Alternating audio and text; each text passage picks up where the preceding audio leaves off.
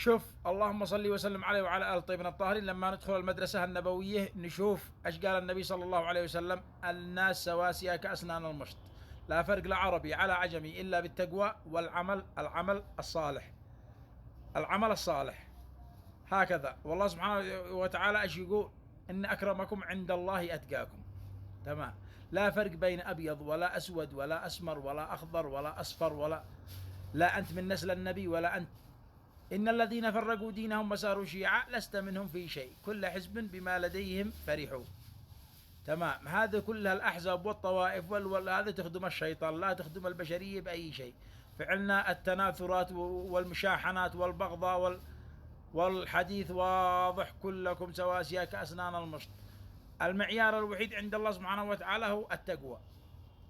فالذي هو قصده انه من هذه الفئة الناجية، ولا ما بش حاجة اسمها فئة ناجية، العمل الصالح، التقوى هو المعيار الوحيد. اي خدمة.